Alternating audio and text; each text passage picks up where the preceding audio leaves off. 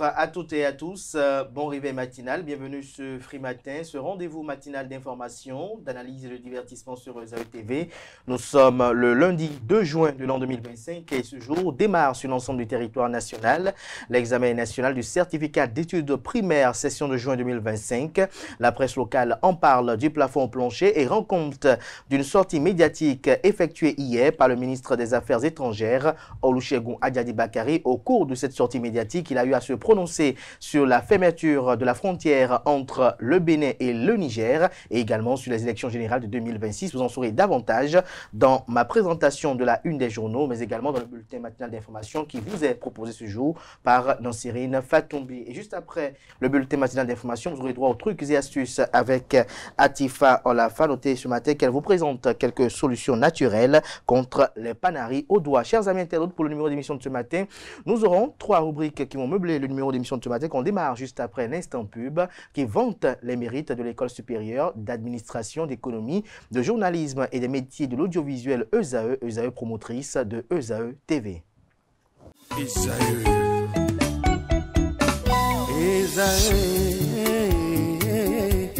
Vous recherchez une école de référence pour une double formation universitaire et professionnelle de qualité? Voici l'opportunité à ne pas rater. L'École supérieure d'administration, d'économie, de journalisme et des métiers de l'audiovisuel ESAE vous offre des programmes d'enseignement en licence et en master orientés vers l'emploi qui font d'elle une référence à travers les filières de l'administration générale et territoriale, l'administration du travail et de la sécurité sociale, droit, diplomatie et relations internationales, administration hospitalière, universitaire et intendance, journalisme et métiers de l'audiovisuel et toutes les filières des sciences de gestion. Une seule adresse, www.esae.bj. Rendez-vous dès maintenant sur nos campus ESAE Bedromende au numéro 90 93 65 21 ou au numéro 98 98 14 00. Parakou sur le numéro 52 46 12 12. Aboumé-Calavi au numéro 52 88 44 44. Akpakpa au numéro 52 88 33 33. ESAE, l'excellence a un nom.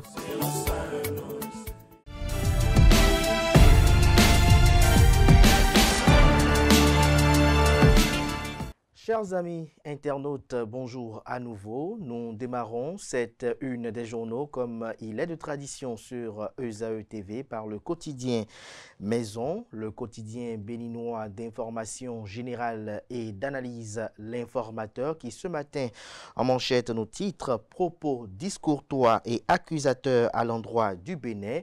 Le général Abdourahmane Tiani recommence avec ses tirs. Le Canard écrit qu'une nouvelle fois le Bénin a été la cible du président de la transition nigérienne. À travers une nouvelle sortie médiatique, le général Tiani a tiré à boulet rouge sur les autorités béninoises comme si ces dernières devraient agir selon ses envies à lui. Retrouvez l'article du journal qui décrypte et analyse la dernière sortie médiatique du patron de la junte au pouvoir au Niger à la page 3 de la livraison. L'Informateur informe que à Dassazoumé, il y a eu un nouveau drame routier. Des morts et des blessés sont entre autres le bilan. Retrouvez d'amples précisions sur le dit bilan à la page 4 de la livraison. Refonte du fonctionnement des institutions de la République. Le Conseil économique et social CES, médiane entre institutions et population. À l'oreille droite, le titre Journal École pour convier les fidèles lecteurs à découvrir dans les colonnes de sa parution les productions journalistiques du jour des étudiants en formation sur les différents campus de l'ESAE, l'école supérieure d'administration, d'économie, de journalisme et des métiers de l'audiovisuel, ESAE qui est présente à Cotonou, à Aboumé-Calavi et Parakou. La Nation ce matin en manchette parle d'une interview exclusive de Nadège Chouat, ambassadrice de France au Bénin. La coopération franco-béninoise a pris un nouvel essor. Le Canard écrit du patrimoine culturel à la sécurité dans un contexte de lutte contre le terrorisme en passant par la jeunesse, l'environnement et la transition énergétique. La coopération entre la France et le Bénin se décline sur plusieurs fronts et se réclame au service du développement partagé. Nadège Chouat, ambassadrice de France au Bénin, expose les grands chantiers de la coopération entre les deux pays, en dévoile les priorités et les avancées dans cet entretien exclusif. Fraternité ce matin en manchette, fête nationale du coton-culteur édition 2025. Gounou Tamou, meilleur coton-culteur, reçoit une 4x4 Toyota. Le Canard écrit que les coton-culteurs du Bénin étaient en fête le samedi 31 mai dernier au stade de Dassazoumé pour célébrer la performance de leur filière. La production cotonnière au Bénin avec 451 209 tonnes de coton-graines produites pour le compte de la campagne 2016-2017 battait son record historique de 427 156 tonnes de la campagne 2004-2005. Elle n'a cessé dès lors d'augmenter pour atteindre le pic notamment de 766 273 tonnes au cours de la campagne 2021-2022. C'est ce qu'a fait savoir Eustache Cotingan, président de l'Association interprofessionnelle du coton. Ces statistiques de la dernière campagne faisaient du Bénin le premier pays producteur de coton en Afrique.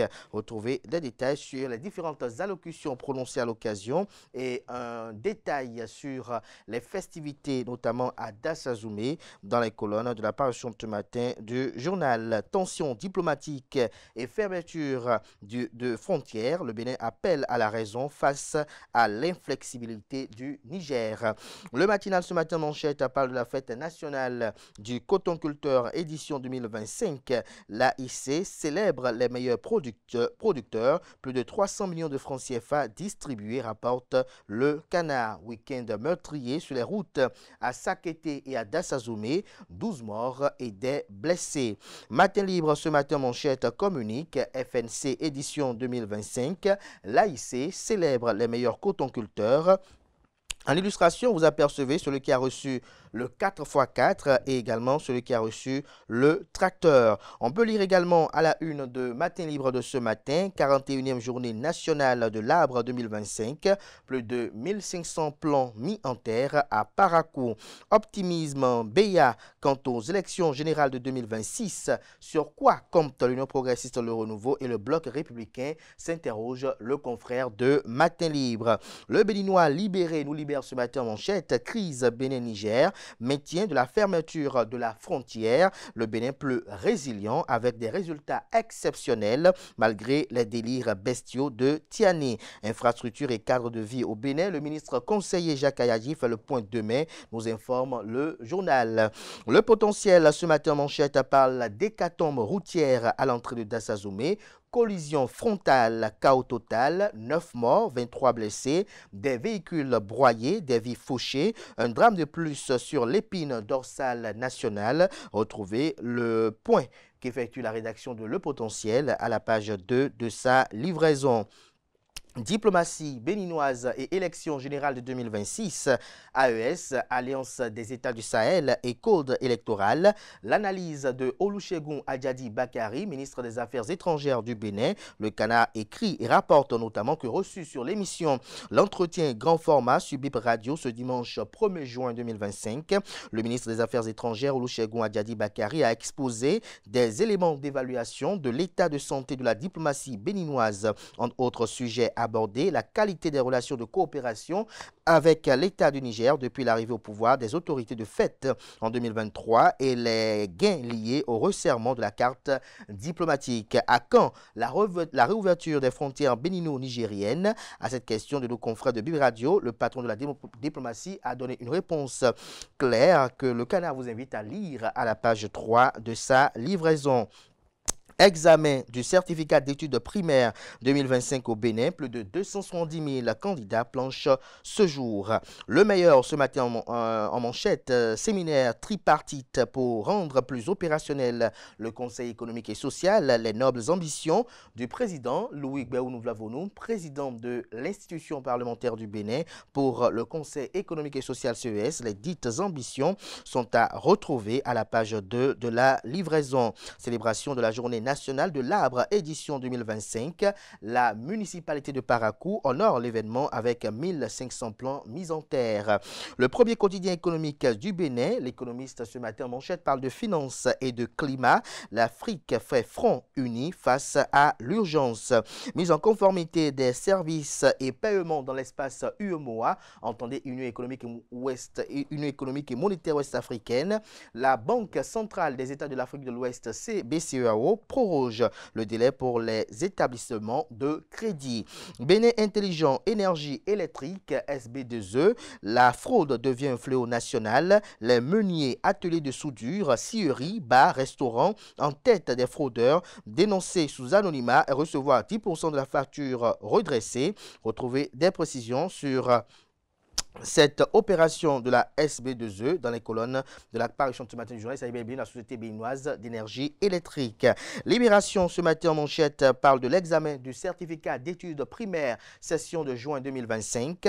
271 890 candidats planchent ce matin. Retrouvez des précisions dans les colonnes de la parution de ce matin du Canard. Le Figaro national constat la route Boycon-Dassa-Parakou, un véritable mouroir pour les usagers. Qu'est-ce qui fonde ce titre en manchette, élément de réponse dans les colonnes de la livraison de ce matin du Canard. Diakbata, la lumière est ma loi. Présidentielle de 2026, Daniel Eda déclare officiellement sa candidature. La Nouvelle Tribune, résolution de la crise Bénin-Niger, l'espoir douché de Soglou Yahi, s'interroge le Canard. Tiani justifie la prolongation de la fermeture. Cotonou annonce la nomination prochaine d'un nouvel ambassadeur à Niamey. Gascani Info, paranoïa présidentielle, l'illusion du dauphin fidèle. Retrouvez des détails sur le titre du journal à la page 4 de sa livraison. CEP 2025, une participation en hausse de 5%, fait observer le quotidien Gascani Info ce matin.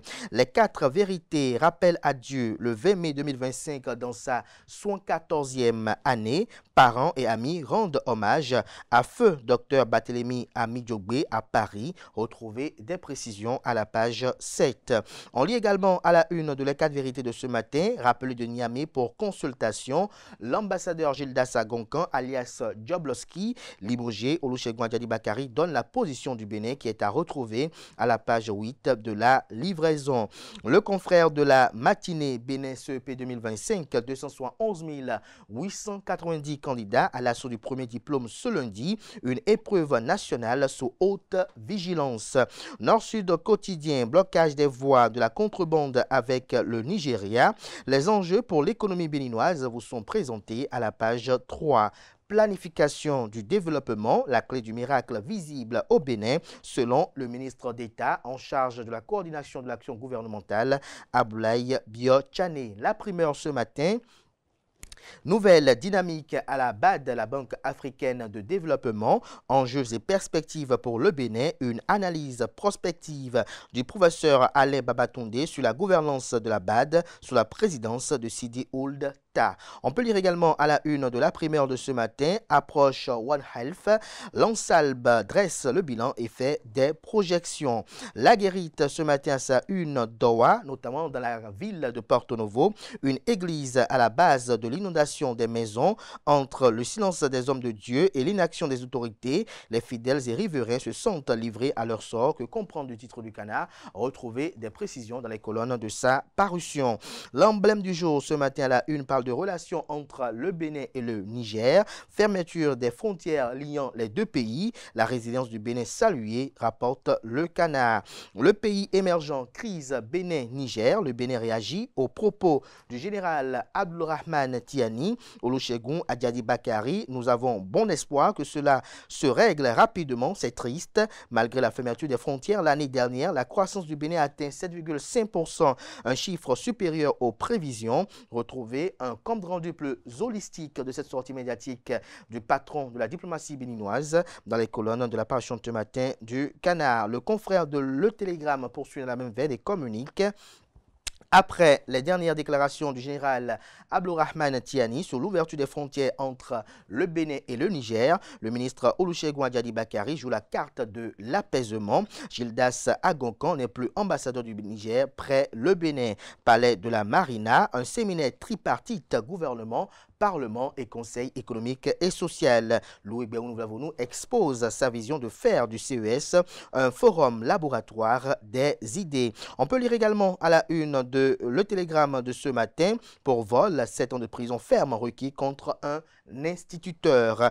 Affaire vente présumée d'enfants de ressortissants français condamnés à 36 mois de prison ferme. Sécurisation des frontières, le Bénin bloque des voies de contrebande vers le Nigeria.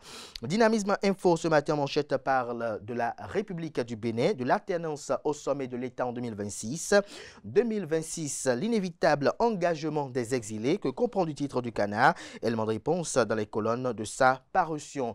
L'autre quotidien ce matin parle du Bénin et de la gouvernance. Le CES fait peau neuve sous l'impulsion du président Patrice Talon. En illustration, la photo du président de la République, chef de l'État et chef du gouvernement, Patrice Athanas Guillaume Talon, et celle du président du Conseil économique et social, Conrad Baguidi. 31e Assemblée régionale Afrique de l'APF, le Bénin accueille les premières délégations. La cloche ce matin, déclaration de candidature au scrutin présidentiel de 2026. Les défis de Daniel Eida, le tout premier candidat déclaré face à des équations à plusieurs inconnus. Face aux militants du parti de la 20e circonscription électorale, Paul Hunkwe déconstruit les stéréotypes d'intox contre le parti politique Foscori pour un Bénin émergent. Le leader du jour ce matin a sa une, séminaire tripartite pour rendre plus opérationnel le Conseil économique et social, ce qu'ambitionne le président de l'Assemblée nationale du Bénin, Louis Béounou, pour le CES. Nouvelle version est à lire à la page 3 de la livraison. Ce sera tout pour la présentation de quelques titres parus ce jour dans la presse locale. Les quotidiens sont disponibles dans les kiosques, également accessibles en ligne pour ceux d'entre eux disposant bien évidemment d'un site internet. Merci de votre attention. Place à présent au bulletin matinal d'information.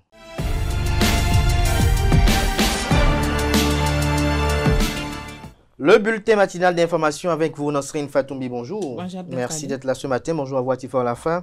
Merci d'être là pour les trucs et astuces. On démarre ce bulletin matinal d'information avec le démarrage sur l'ensemble du territoire national de la phase écrite de l'examen national du certificat d'études primaires CEP, session de juin 2025. C'est bien cela, amis internautes, bonjour et bienvenue dans ce bulletin matinal d'information. 211 890 candidats répartis dans 800 centres de composition vont à l'assaut du premier diplôme académique. Dans ce rang, on compte 131 160 filles contre 140 236 garçons. Cette statistique révèle une légère hausse de 5% par rapport à l'année scolaire 2023-2024. Le coup d'envoi officiel sera donné par le ministre des Enseignements maternels et primaires, Saliman Karimou, à l'école primaire publique de Kokpara dans la commune de Lokossa, dans le département du Mono. Cet examen, faut-il le souligner, se déroule jusqu'au 5 juin 2025 et prendra fin par des épreuves sportives.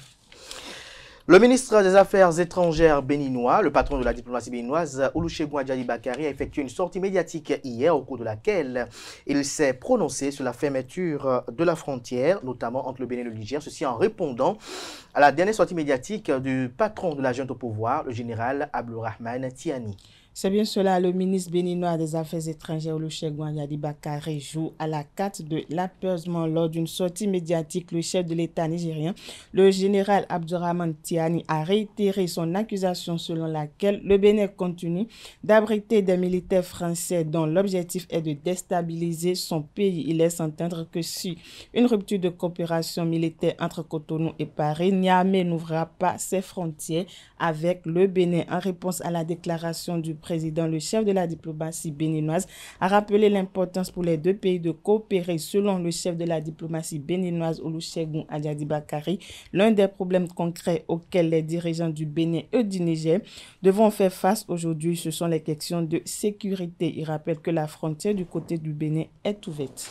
La frontière du Bénin est ouverte et puis à l'initiative du président de la République, chef de l'État et chef du gouvernement, Patrice Talon, un séminaire tripartite s'est tenu, tripartite impliquant bien évidemment le gouvernement, l'Assemblée nationale et le Conseil économique et social. Le séminaire en question s'est tenu au Palais de la Marina le 30 mai dernier avec la participation des présidents Louis Vlavonou de l'Assemblée nationale et Conrad Baguidi du Conseil économique et social.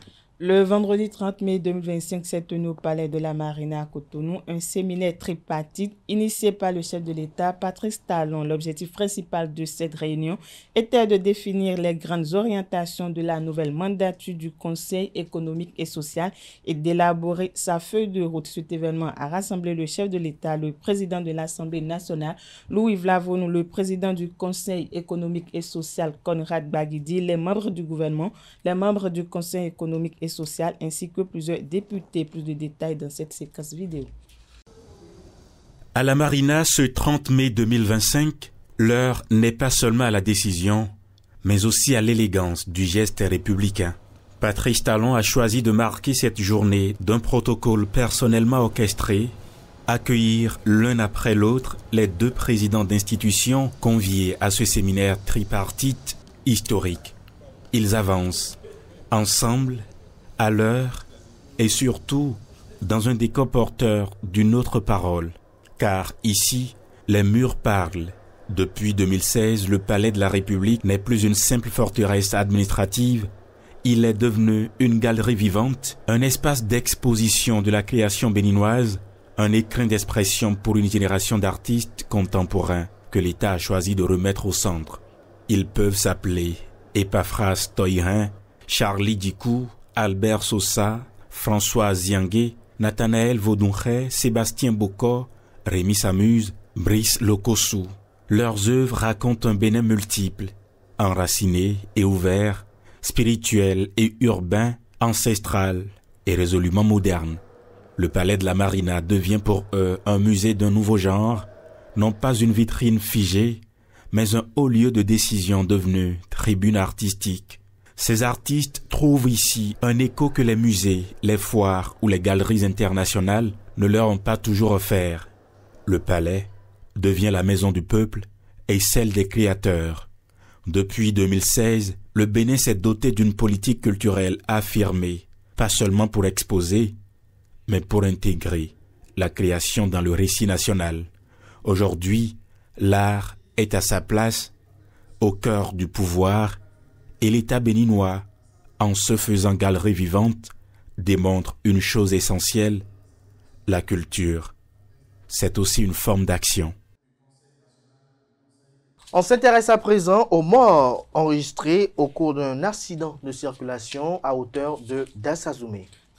Grave accident de circulation ce dimanche 1er juin 2025. Un bus de transport en commun provenant de Cotonou en partance pour Dassazoumé est entré en collision avec un camion gros porteur transportant du bétail quittant Niger avec aux environs de 2 heures du matin. La violence du choc a provoqué de lourdes pertes en vies humaines et d'importants dégâts matériels. Un second accident s'est également produit sur le même site. Un camion chargé de poteaux électriques en provenance de Cotonou est entré aussi en collision avec un bus déjà immobilisé sur la chaussée. L'Institut biblique de Cotonou a décerné des attestations de fin de formation à ses étudiants. L'Institut biblique de Cotonou IBC a décerné des attestations à ses étudiants en fin de formation en études bibliques et théologiques. C'était le vendredi 30 mai 2025 au siège de l'Institut en présence de leurs parents et des anciens élèves. Le reportage avec Quentin Amoussou.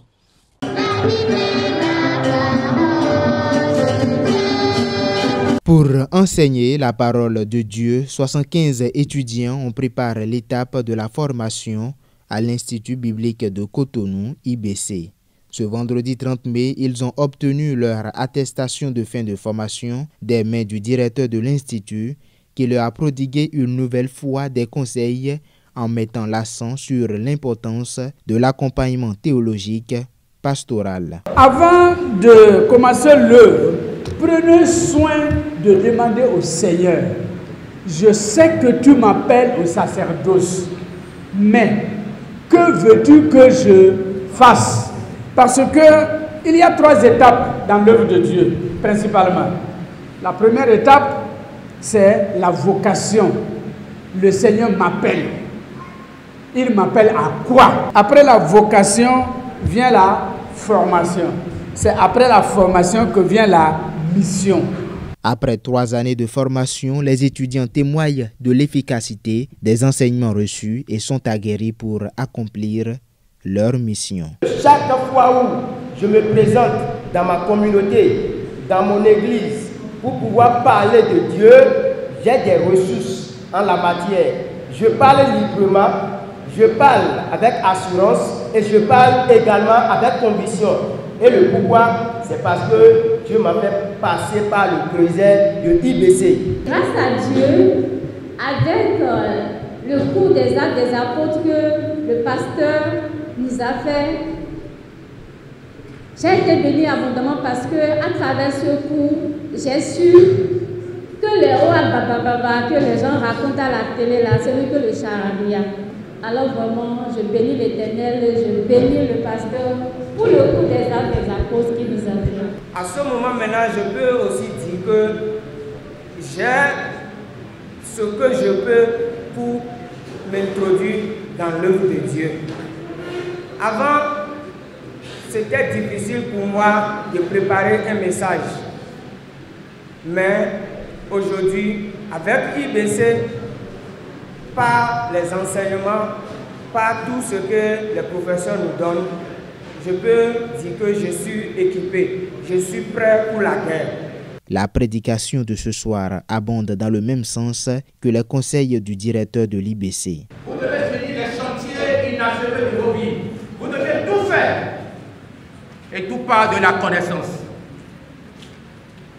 La nécessité d'étudier la Bible, elle est importante en ce sens que quand tu prends la Bible et tu commences par lire la Bible, l'auteur de la Bible vient à toi et t'inspire et t'illumine de ce que tu lis. Il t'assiste afin que tu ne te perdes jamais. Détenteurs de leur diplôme en fin de formation biblique et théologique grâce à l'IBC, ils sont prêts pour remplir efficacement leur mission.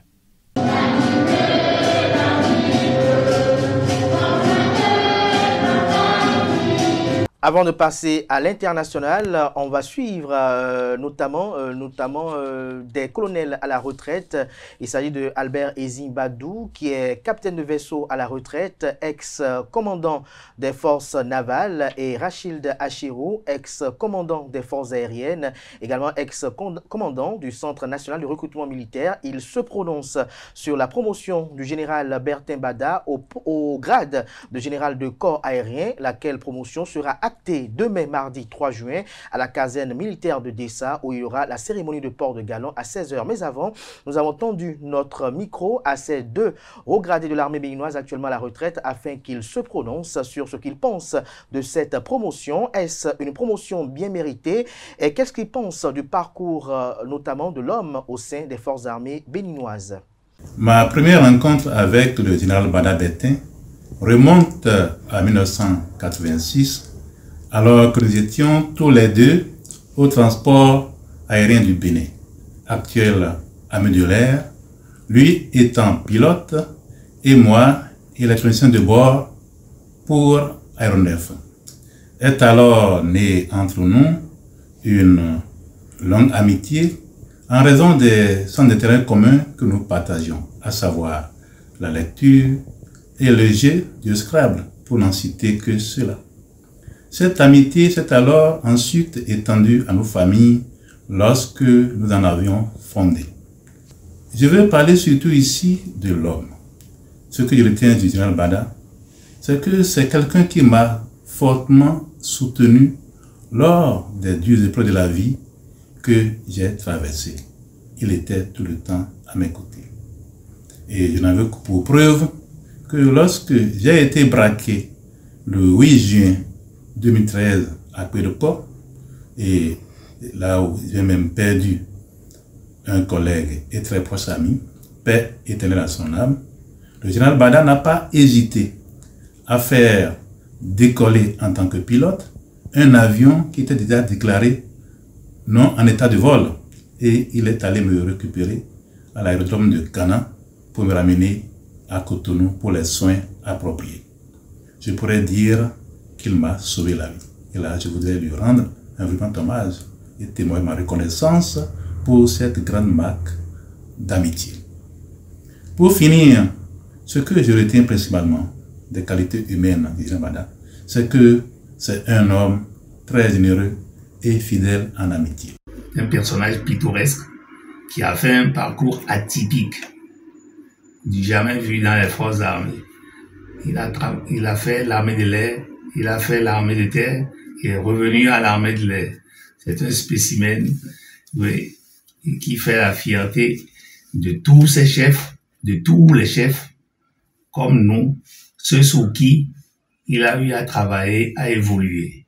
Le parcours a commencé par son arrivée en 83, 84 dans l'armée. À cette époque-là, on faisait la mutation au niveau de l'aviation. C'est-à-dire, on restructurait l'aviation au Bénin. Il y avait Air Bénin, transport aérien du Bénin, les militaires et les civils, comment faire pour rentabiliser les choses, c'était en vue. Bon, donc quand il est arrivé, lui, il dit qu'il veut être pilote. Il veut être pilote, il veut être militaire. L'école qui a fourni les places en ce moment-là, c'était l'école de Hasbrook, l'Institut Amaury de Lagrange. Il est parti, il a réussi, il a eu son diplôme de pilote, il est rentré. Mais rentré, le galon qui pouvait lui soir, c'était le galon de sergent, puisque nous, on ne forme pas d'officiers sur place au Bénin. Les officiers sont formés à l'extérieur et il n'y avait pas de place d'officier. Donc, il est resté là en attendant qu'il y ait une autre place d'officier après. Bon. Pendant ce temps, on réfléchissait pour voir ce qui va devenir, mais il volait déjà, il commence à voler avec ses anciens, tout ça, etc. Mais ça allait. Donc, on en était là quand une place d'officier est tombée au niveau de l'armée de terre pour aller à Saint-Cyr. Il a passé le concours, il est reçu, il est parti, et à Saint-Cyr, il a réussi aussi. Quand il a réussi à Saint-Cyr, on fait une application à la fin. Il a fait l'application de matériel, ce qui lui a permis à son arrivée au Bénin d'être affecté à la DEMAT.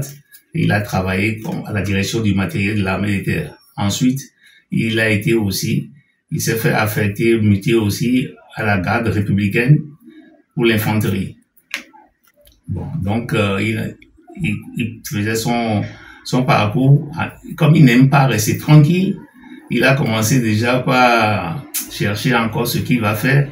Il a trouvé qu'il y avait des heures creuses à la garde républicaine qu'il pouvait mettre à profit en allant voler à l'escadrille nationale. Il a demandé, quand il a demandé, nous aussi ça nous a fait plaisir, et puisque à l'escadrille, nous on l'aime bien, on aime bien sa façon de travailler, sa façon de servir, c'en est un élément. Il est venu, et puis quand il a commencé à voler petitement, on l'a nommé chef de l'escadron avion à la division vol. Lui, ça allait très bien. Et lui aussi, il a commencé par renouer il retrouve son nouvel amour avec l'aviation, tout ça. C'est comme ça, qui commence à s'installer à l'escadrille. Il s'installe à l'escadrille, bien. Et de là, on le nomme conseiller de la haute autorité chargée de la défense. Il est resté un moment, et puis après, on l'a nommé chef d'état-major des forces aériennes. Dans le cadre de la restructuration qui était en cours, chef d'état-major mais voilà. Il a été nommé là-bas, il a servi, il a restructuré, il a réorganisé ce qu'il a mis de l'ordre à sa manière, à la bonne satisfaction de tout le monde. Et on l'a nommé directeur de cabinet militaire du président de la République. Là, ça a resté. C'était très bien, il est parti. Voilà, c'est un élément, c'est un spécimen qui mérite d'être cité en exemple. Mais il faut noter que pendant qu'il évoluait à l'armée de terre, brigade présidentielle, et à l'armée de l'air, il revient ici, il va là-bas, etc. Il n'a jamais omis de pratiquer toutes les formations et intermédiaires, les formations continues du personnel. Il suivait les cours de perfectionnement officier, il a suivi son cours de capitainerie, il a suivi le cours d'état-major, il a suivi le cours et l'école de guerre, l'IHEDN, et l'Institut des hautes études stratégiques et de défense. C'est quelqu'un qui donne entière satisfaction. Voilà où on en est avec Bada. Si on doit parler de lui, on ne finira pas. On ne finira pas avant la nuit. On continuera d'en parler et puis on va rentrer dans des petits détails. Voilà l'essentiel de Bada. Et en dehors de ça, on peut quand même ajouter que d'une personnalité sur le plan social, très social, très humain et altruiste.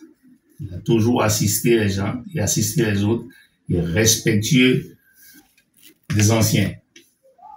Chaque fois, il ne veut même pas se départir des anciens, il les appelle parfois anciens.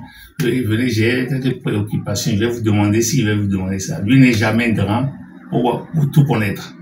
Il demande toujours aux anciens. C'en est un d'élément, c'en est un des chefs. Voilà ce que je peux dire de Bada. En ce qui concerne les galons, quand les galons commençaient par tomber, on a nommé les gens dans les forces armées. C'est normal qu'on le nomme.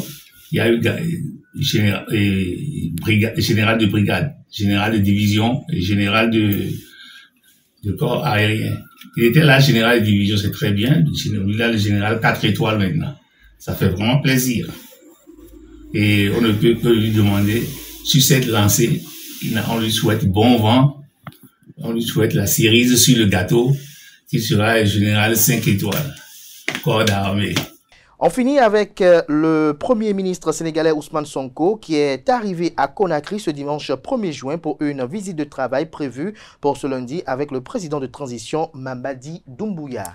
Le Premier ministre sénégalais Ousmane Sonko poursuit sa tournée régionale en Afrique de l'Ouest après sa visite en Côte d'Ivoire. Il est arrivé à Conakry ce dimanche 1er juin 2025, accompagné d'une délégation comprenant des cadres du ministère sénégalais de la Pêche. Ousmane Sonko pourrait chercher à faire bénéficier ces entreprises de la forte croissance de l'économie guinéenne. L'arrivée au pouvoir de nouveaux dirigeants dans les deux pays, une nouvelle génération relance la relation panne depuis une dizaine d'années sous les présidents Alpha Condé et Macky Sall. Conakry et Dakar ont connu une décennie de tensions. Le rapprochement s'était d'ailleurs amorcé l'an dernier où Mamadi Doumbouya s'était rendu à l'investiture du président sénégalais Bassirou Diomaye Faye.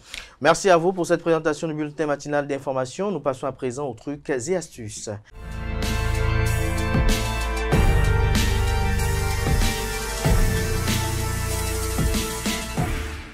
Atifa Olafa, bonjour à nouveau. Bonjour Abdelkader. Quelques solutions naturelles contre les panaries au doigt. C'est bien cela, amis internautes. Bonjour, heureuse de vous retrouver ce matin. On parle de quelques solutions naturelles pour lutter contre les panaries. Déjà, c'est quoi le panari? Il s'agit d'une infection douloureuse touchant les tissus sous-cutanés autour d'un ongle de main ou moins souvent de pied. Il est généralement causé par une bactérie rentrant dans la peau suite à une petite blessure, ce qui occasionne parfois une rougeur, une chaleur, un gonflement ou encore des douleurs. Cette infection non traitée peut entraîner des complications. Pour donc éviter d'en arriver à cet extrême, voici quelques solutions à mettre en pratique. 1. Les cataplasmes d'argile ou d'ail. Connue pour ses vertus anti-inflammatoires et cicatrisantes, l'argile verte a un très bon pouvoir absorbant. Pour ce faire, mélangez une petite quantité avec de l'eau jusqu'à obtenir une pâte. Appliquez ensuite 2 cm d'épaisseur sur la zone infectée puis enveloppez avec une compresse. Laissez appliquer 30 minutes puis rincez à l'eau claire. L'argile s'utilise avec des récipients en ustensiles et ustensiles autant pour moi, en verre ou en bois, pas de plastique ni de métal.